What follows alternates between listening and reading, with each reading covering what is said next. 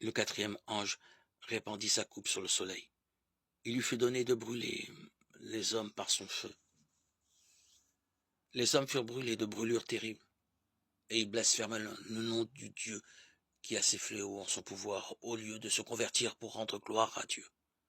Le cinquième répandit sa coupe sur le trône de la bête. Son royaume fut plongé dans l'obscurité.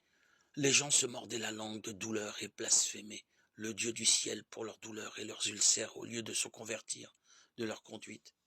Le sixième répandit sa coupe sur le grand fleuve, l'Euphrate.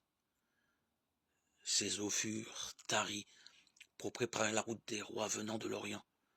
Puis j'ai vu sortir de la bouche du dragon, de celle de la bête et celle du faux prophète, 3 esprits impurs comme des grenouilles. Ce sont en effet des esprits démoniaques qui font des miracles et qui s'en vont chez les rois du monde entier pour les rassembler en vue de la bataille du grand jour du Dieu Tout-Puissant.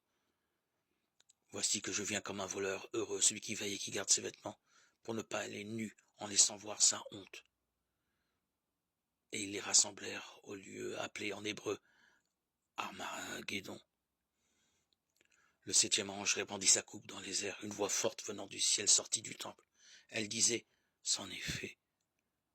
Il eut des éclairs, des fracas, des coups de tonnerre. Il eut aussi un grand tremblement de terre. Depuis que l'homme est sur la terre, il n'y a jamais eu pareil tremblement de terre. La grande cité se brisa en 3 et les cités des nations s'écroulèrent. Et le souvenir de Babylone, la grande, fut rappelé devant Dieu afin de lui donner à boire le vin de sa furieuse colère.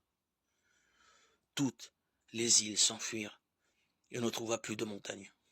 Des grêlons d'un poids énorme tombèrent du ciel sur les hommes qui blasphémèrent Dieu à cause du fléau de la grêle, car elle représentait un fléau terrible. Apocalypse 16,